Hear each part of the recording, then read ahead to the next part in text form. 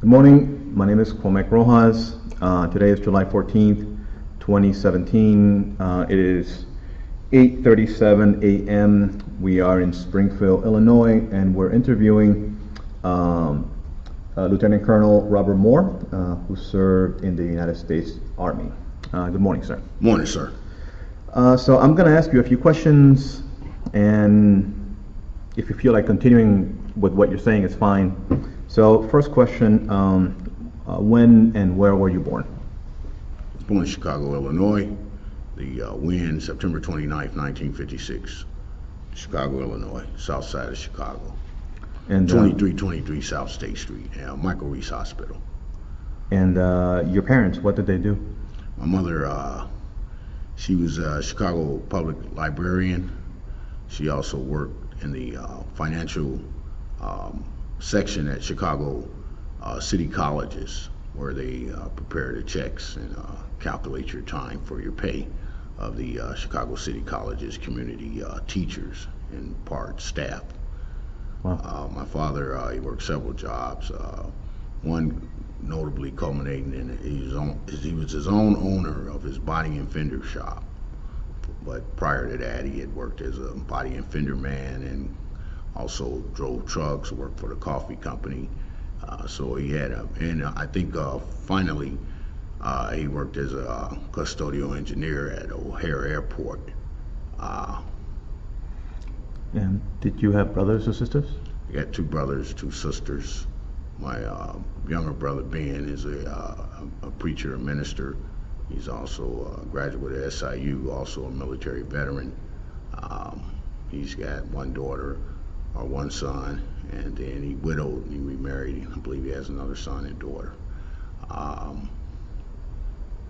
He graduated, I guess, from Chicago Christian Land Center. Like me, I have received a master's in biblical studies, but he became an ordained minister. So my sister Lynette Moore worked for Chicago Health Department, and my youngest brother Duro is a Chicago fireman over 20 years. Wow. He's a captain on the Chicago, just recently promoted to captain in the Chicago Fire Department.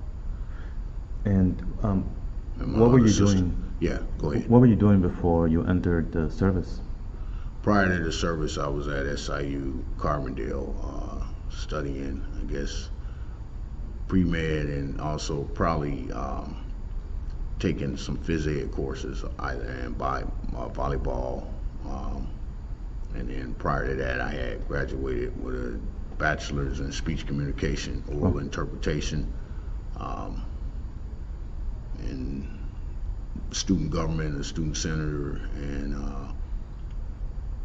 prior to that, I guess SIU, I had received a associate degree in liberal arts from Olive Harvey College. Military veteran, by the way, Olive Harvey, a real patriot. So I was fortunate there to make the dean's list, or the Phi Theta Kappa, as they called it, and also actually was like the, I guess you could say, valedictorian or whatever of the class. Wow. But it was shared with another individual, but I think I gave a commencement speech. Pretty sure I did. And then prior to that, I was at Mendel Catholic High School, all-boy Catholic High School, 111 South Side, Augustinian monks, whatever, and was able to play baseball 1 year and wrestled 1 year and earned letters in, I guess, baseball, wrestling, and the marching band, and possibly the concert band. So, and during high school, I was able to be a part of Junior Achievement, and I won an award for safety, which allowed me to go on a week or two, not vacation, but training as a safety person. Wow. And so Junior Achievement kind of helped, I guess, teenagers, extracurricular activity. And I guess prior to that, I was valedictorian of my grammar school class at Our Lady of the Gardens in Argyle Gardens, Chicago. You're making a South habit of Side. that. Yeah. Being valedictorian. Yeah, kind of. But it was, it was okay. 4th to 8th grade there, and several duties, I guess, with the priest and nun, altar boy, whatever.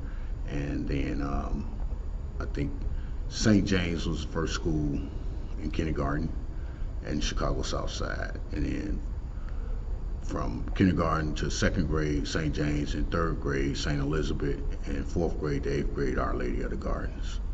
So I guess that's pretty much it in a... And how old were you when you entered the service? I believe I was 26. Might have been on the cusp of 27. February 23rd, 1983. So if I do the math, 83 minus 56,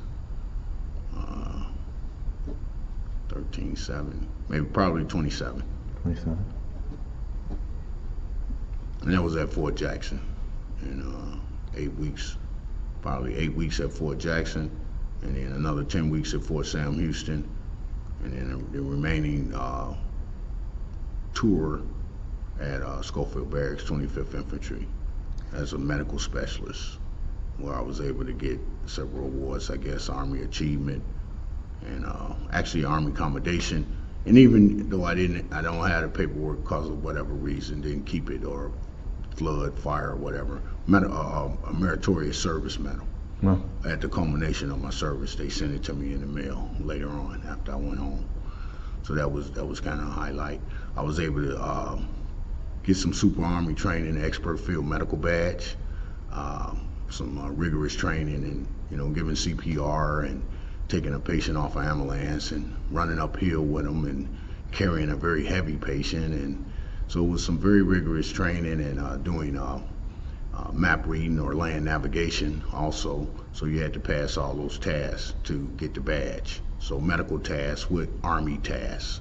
So, and then fortunate to go to air assault training, being able to, I guess, being hitched to a rope and jump out of a helicopter tied to a rope. So that was pretty good stuff. And other opportunities in the military, always every morning we did 3 days a week PT. You wake up, you start jumping jacks or stretching and neck rotations, and jumping jacks and push-ups, and more jumping jacks, more push-ups and sit-ups, and just a myriad of exercise. Wow. Through various commands or whatever. Like I was able to be the leader of the group, and company attention, stand at ease. Next exercise we'll do will be the side straddle hop. 4 count exercise done at Modern Kansas South count to Katie Shield count repetitions to this exercise. Boom. So we move on. I have no idea what you just said. Right. So that was pretty much in front of the group, giving them the instructions, and they move. In cadence exercise, 1, 2, 3, and they would holler 1, 1, 2, 3, 2, 1, 2, 3, 3. So that give you an idea. wow. But at any rate, Get the blood going. Yeah, and then we get to run, and then you get to call cadence, and the same thing, you're taking off the run, and or you're walking, and 9 in the front, 6 to the rear. That's the way we do it here. 9 in the front, 6 to the rear. That's the way we do it here. And then they chant, whoa, whoa, whoa, whoa. And then they'd say, whoa, I gotta go. So it was camaraderie, and like I said, a physical part. And we always had some, initially non-commissioned officer academy, NCO academy, and then junior leadership academy. And so we had some classes, also being a professional soldier, and was able to go to Korea twice, and once to the Philippines. And that was pretty good. Also the Big Island, and also being stationed in Hawaii, you were able to go on your free time, possibly to Honolulu, and see the beaches. So it was great in terms of traveling, being outside of the city of Chicago, and seeing some things. Was that the first time you traveled abroad? Yes, through the military. Yeah. Right. How was that for you? Well, the trip from here to Hawaii, when you come home, it's a long time. I can still remember over the water. It's like 8 hours flying over the Pacific and all that. So it's not, what happens if the plane, for whatever reason, doesn't execute the proper travel. That's it. But other than that, it was a good experience. And I was able to get out the military, come back, and actually work here in Springfield as a research associate for the Illinois Citizens Assembly. Wow. And that was a good experience. And then later on, I found out information of how I could take my baccalaureate degree and be a substitute teacher. So that was kind of nice too. So while I was here, I worked, at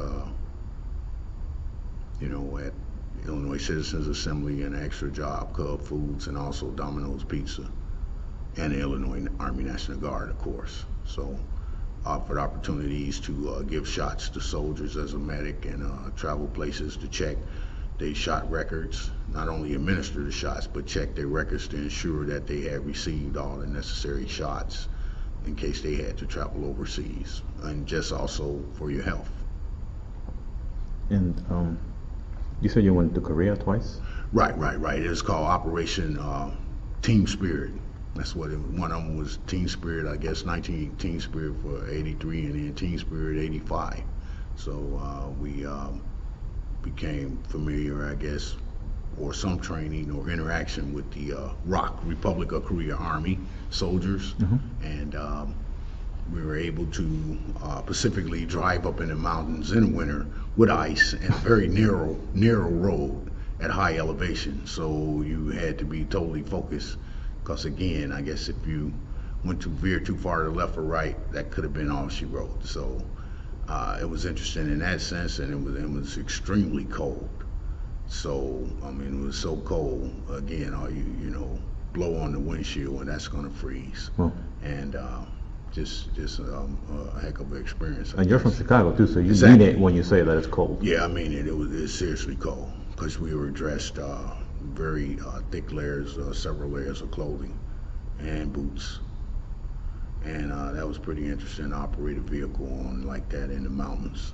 What kind of vehicle were you driving? Military vehicle, I had like a sort of kind of pickup or ambulance, like it was called an M886.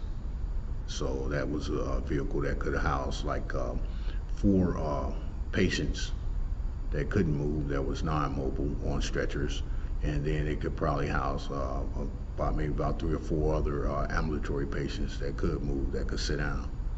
Non-ambulatory and ambulatory patients. So, and then there's a series of proper technique of taking the stretchers off of the ambulance and setting them down. So that was pretty good. But again, this following career after that, National Guard here, and that's why I was fortunate enough to get commissioned and continue service in the reserve, even in Iowa, Fort Des Moines, Iowa.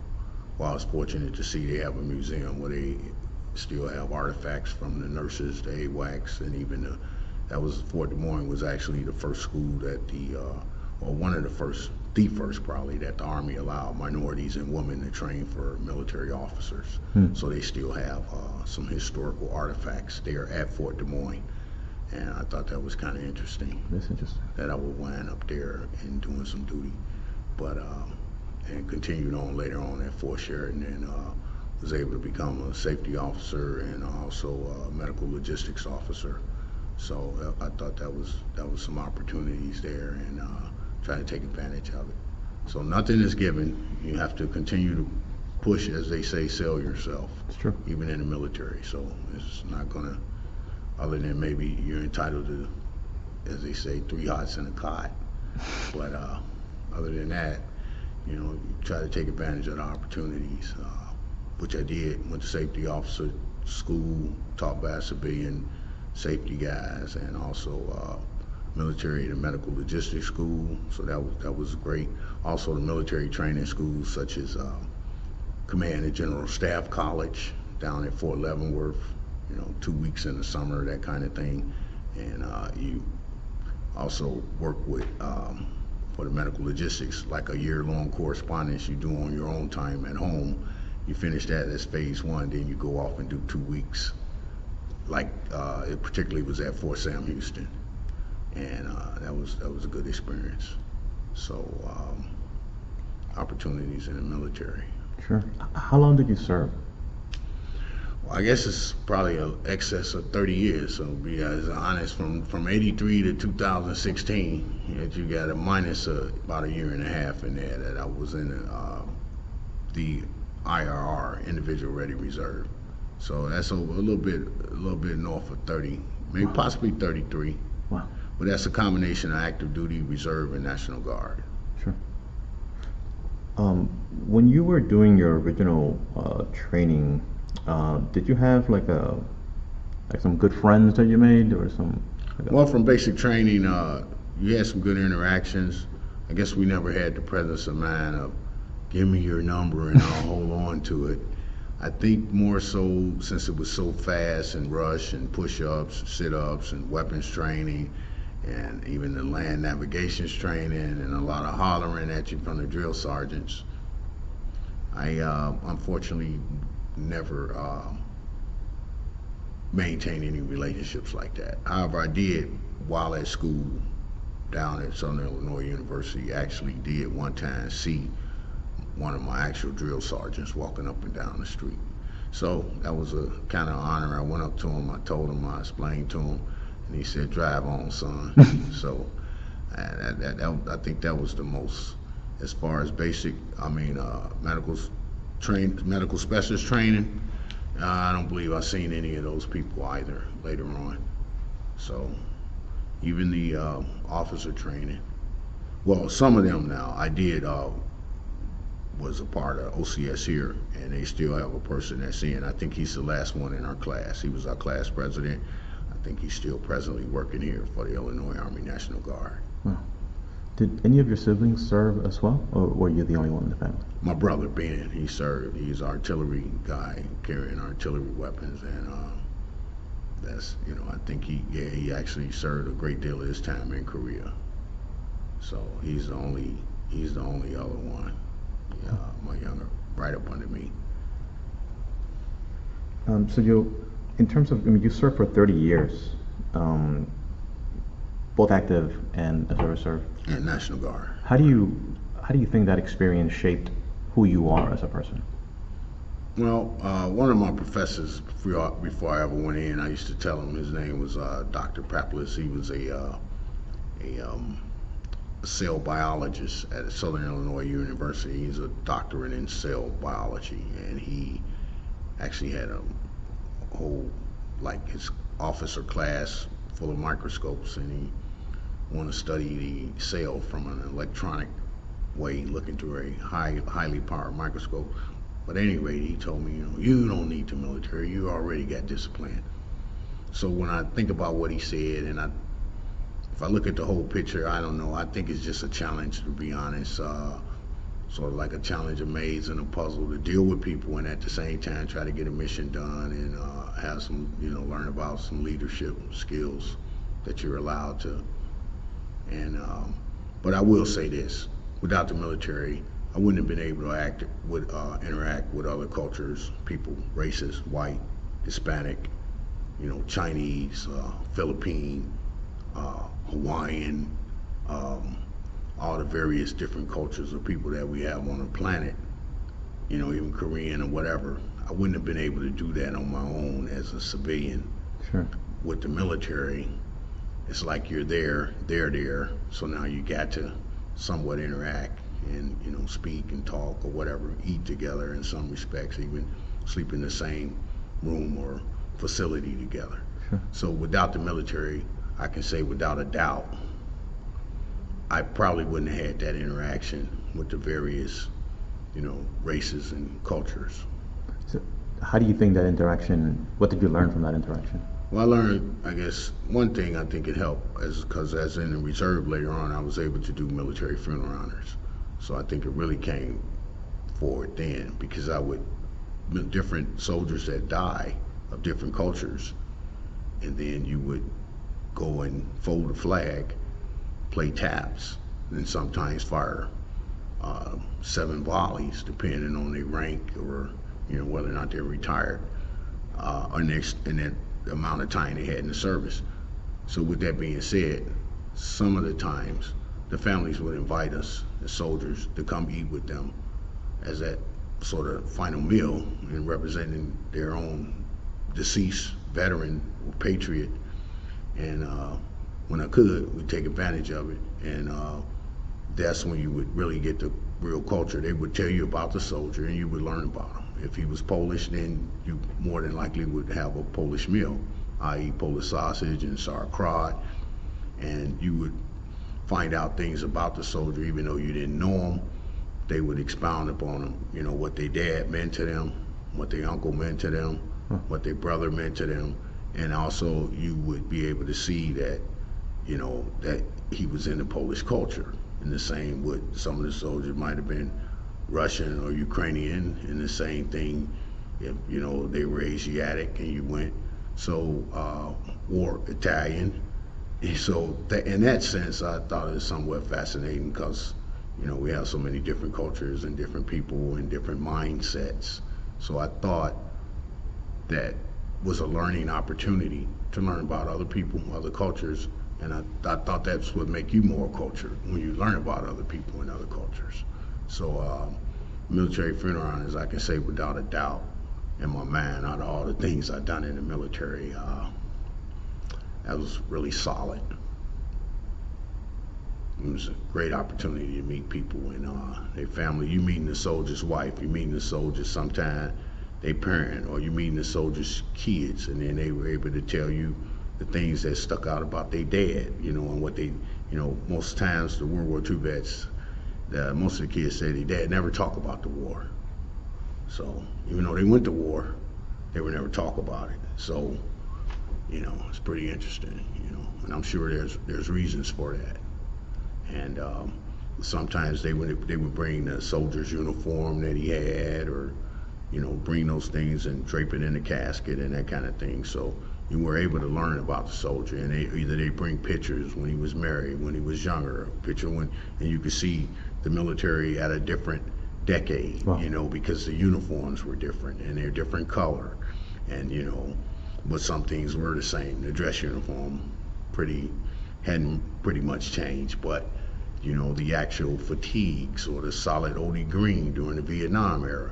So you were sort of getting a microcosm of historical data at the same time while you're interacting with the family, and then, you know, top it off, probably getting a great meal and, you know, kind of interacting. And so that was kind of a feel-good thing. Even you didn't know the soldier, but you felt like to contribute or interact with their family. And at a, unfortunately, morbid time, but, you know, you were hoping that you could bring something positive. And they say, well, you know, military isn't all bad. You know, that Colonel Moore guy, he got me laughing.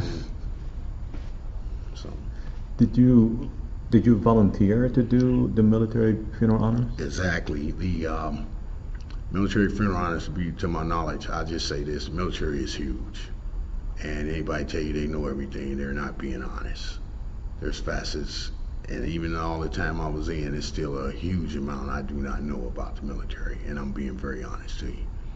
And during my time at active duty in my first service, only one event we were asked to participate in the military funeral honor, and we were asked to fire the weapons. And even then, we had a very rigorous practice or exercise to do that. To fire the 7 volleys, we had to practice and practice and practice so that each person would fire at the same time, simultaneously. So they didn't want any, and then you hear a pop. You want all, everybody coordinated at the same time. So it was a timing deal. And that was my only real experience with military funeral honors, other than maybe watching President John F. Kennedy's funeral on TV. That was my only experience. So when I actually got the opportunity to do funeral honors, of course I was a bit nervous and, you know, scared and uncertain, but a lot of ceremony in terms of coming up to the, when the hearse arrives, you should already be along the road ready to present a salute to the flag that is inside of the casket that the hearse is carrying. Render a salute as soon as that hearse pulls up. Then you drop your salute. The funeral director gets out the car. You want to approach them in a friendly and professional manner and ask the question, who is the next of kin that gets the flag? And then once that person is identified, you can go up and speak to them, whether it's a widow. Tell them, my name is Lieutenant Colonel Robert Moore. I'm here to present the flag to you, ma'am. And, you know, I'm sorry for your loss. And then we fall back in. So there's a lot of ceremony and movements to that.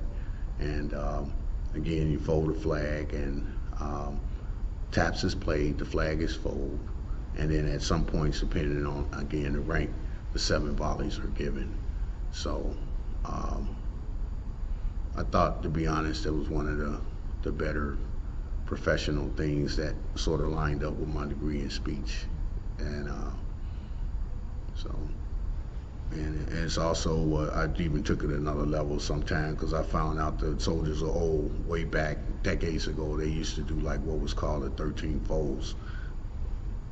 From what I researched on the internet, it was common, it was popular, they did it, and it probably was even sanctioned that they could do it. But over time, they may have stopped because of some of the language in there, because time changed, you know, saying God and Abraham and those things. Some people may, based on their religion, may have felt offended or not included.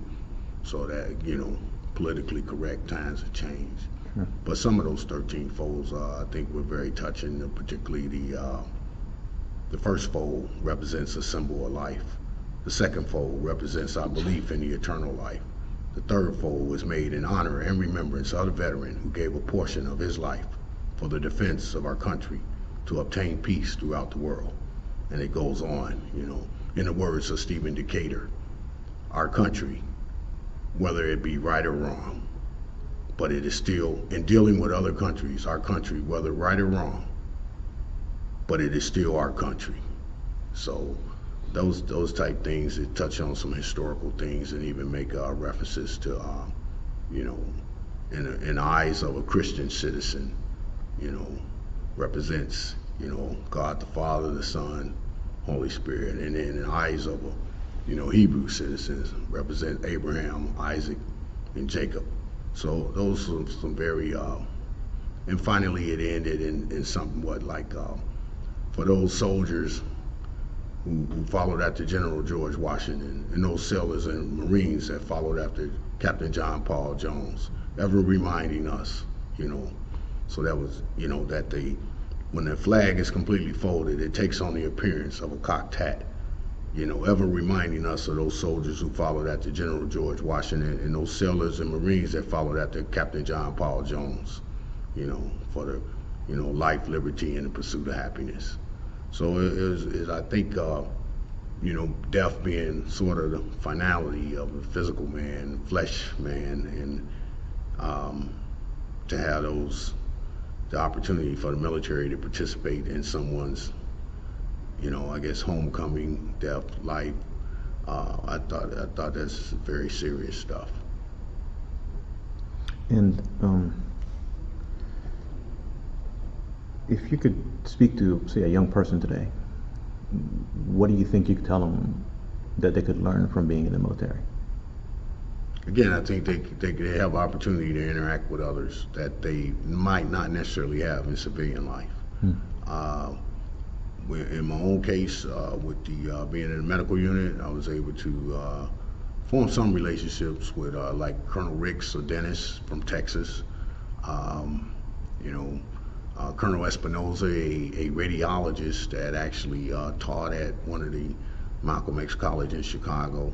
And even now, Colonel Gruber, that's a dentist he's in Indiana now. So we're able to form some relationships with, I guess, well-educated men. Even, I believe, one of the generals, he studied, he's a minority African-American, but he studied at Boston Medical College, and he became a cardiologist. And so you're able, like I'm talking to you, maybe not for a long, well, some for a long length of time, but with the general or the commander, maybe just a small time, and maybe just strictly on business.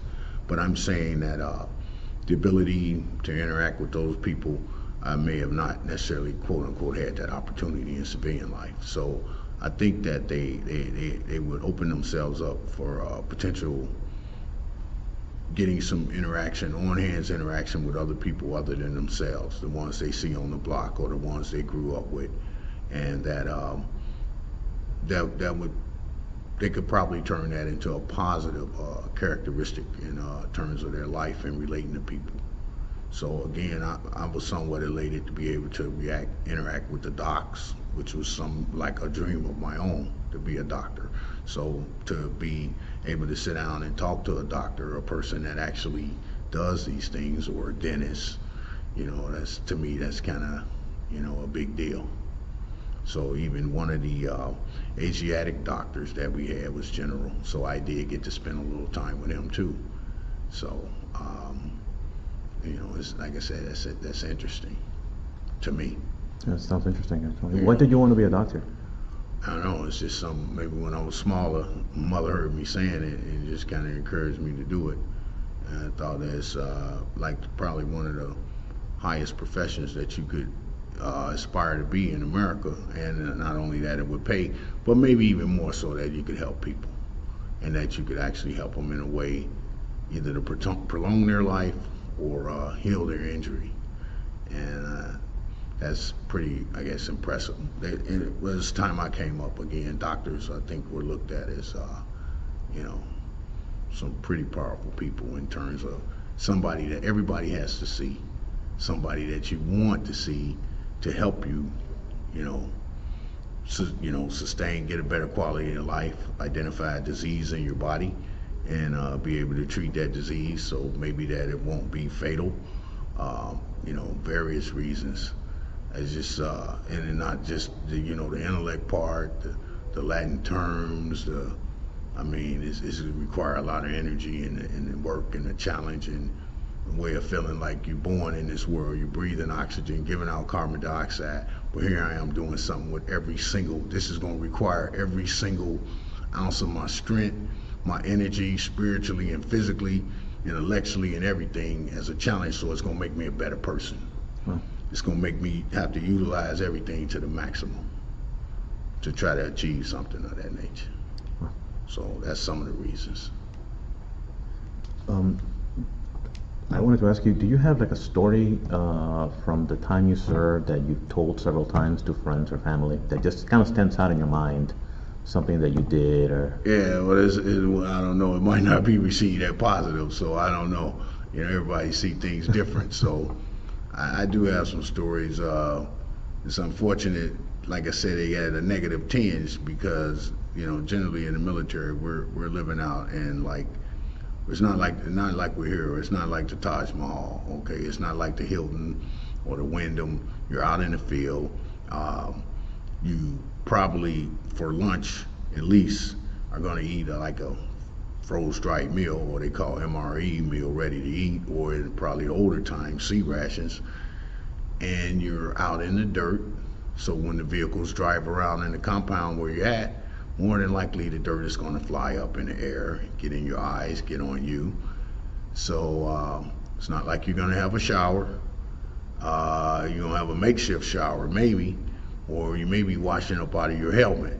So again, it's not going to be the most, I guess, austeric environment for relationships or anything. So I don't know, it's what you like, I guess. So you're out in the woods, you sleeping out in the woods, you're in a tent, you can hear animals while you're in the tent, trying to get sleep, but it's some good sleep in several areas, right? Even here in Springfield, I guess I slept out in the cool air and in a sleeping bag, and even at night you could wake up if you hear an animal you think outside your tent.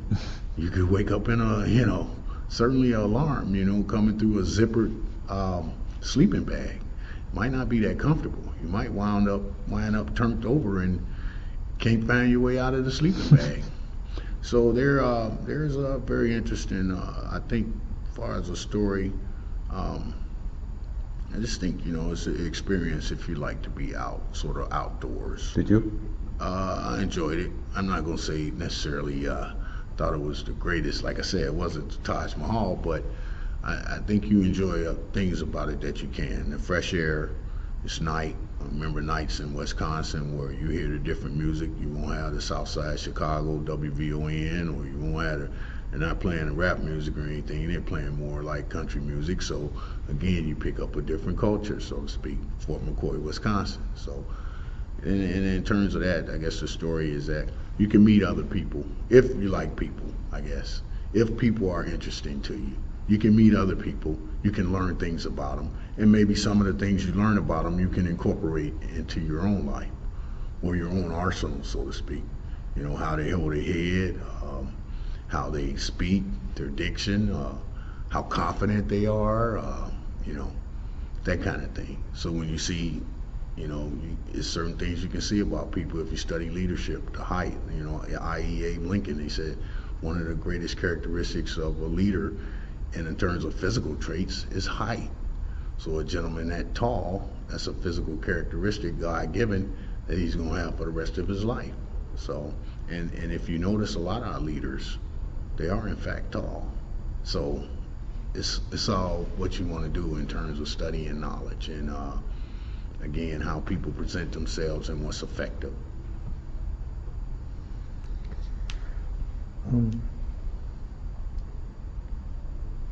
Are you a member of any veterans organizations? Yes, this is this American Legion, this hat I have on and the tie, and I thought it was interesting to join.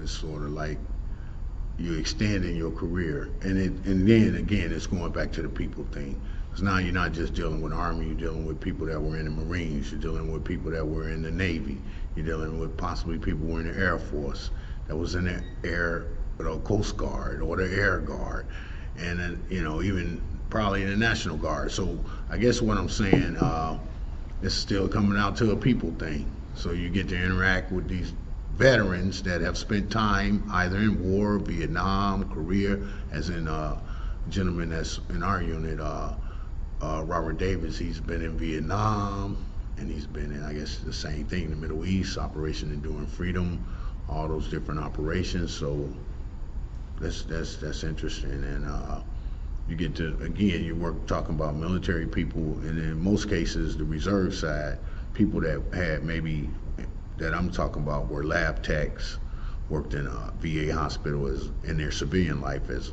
operating room technician, you know, or like in the case of the doctors, they go home from drill, they're going back to the hospital, or they're going to the university to teach, or they're going to the VA to do dental work in terms of the dentists. And then they're, don't let me exclude the nurses, so they're working some in the VA, and then some in, you know, hospitals, and then they're serving once a month. So you get to meet all these people, and like with the American Legion, it's the same thing. They retired military, but they probably still a nurse. They retired military, but they still a doc. They retired military, and maybe they've tried to branch into some of the local politics to get things done, i.e. a parade that we had on the south side of Chicago, i.e. something else we do is the book bag drive. That I'd be more than happy for you to donate if you can. This is book bags for kids on the south side of Chicago, Inglewood. And I guess my motto with that is give a kid a book, give a kid a notebook and a pen instead of a gun. So I'm saying, I think, you know, you can make a positive impact. This is something that is coming full fruition. So you're doing something for your country by serving, and you're helping yourself, so to speak, while you're in the military. Then you're out the military, but then you're aligning yourself with individuals who have done something for their country or served in wars. But now you can take the American Legion and help other veterans, and also help members of the community. So it's a double bang bang, so to speak. You give a book bag drive, and you gotta feel like you're doing a contribution to some kid's life. Because if I rewind the tape and think back myself, I didn't necessarily have a book bag with a notebook and a pen and a pencil and a pencil sharpener and a ruler and a slide rule or whatever. So those kind of things, if I rewind the tape when I was going to school, certainly wouldn't hurt, erasers and paper, and that'd been pretty neat. And then have it all in a backpack to walk to school with. I got everything. I'm ready for school. I'm loaded. So if the nun or whoever says, well, what is this? I got it written down. I can erase. I can raise my hand. So in my mind, that's a good toolkit for a student. Almost, the policeman has his weapon, the soldier has his weapon. Now here's this young student. They got a backpack with books, pencils, pens, erasers, and probably even a calculator. So to me, in my mind, that's a good tool set to go sit down and learn some things, i.e. math, geography, social studies, whatever. You got your notebook, you can write real, they don't write cursive, I think, anymore, but you have the tools to go into the classroom and absorb some knowledge. And I think that's pretty important. And in terms of being an American citizen, in terms of being, if you look at this country in a global sense, how do we compete with other countries in terms of education? And they tend to say we really aren't the top. And if you look at some of maybe quote unquote the less fortunate or less rich countries, I think that there's a great emphasis on their citizens going to school and absorbing knowledge and becoming nurses. And it's kind of factual because the U.S. pulls nurses and various tradespeople from other countries because we aren't developing out of our own citizenry nurses and doctors and engineers. Is there anything that you feel that we haven't talked about that you think that you want to bring up? I just say I take this opportunity. Hopefully it doesn't come back to bite me, but I just take this opportunity to, possibly record an interview like this, maybe for my own personal reason. I'll look back on it someday, or I know it'll always be there. Even with technology changing 20 years from now, who knows? But I'm saying it'll always be there. Not that my son or daughter will want to access it, but who knows? Who knows? Somebody might want to access it, or the fact that it's there, somebody might stumble upon it. And they may find it interesting, they may not. So, Well, Mr. Moore, I want to take a moment to thank you for your service, sir. And thank you for coming in welcome. And doing this interview. Very welcome. It is now 9:20 a.m. You still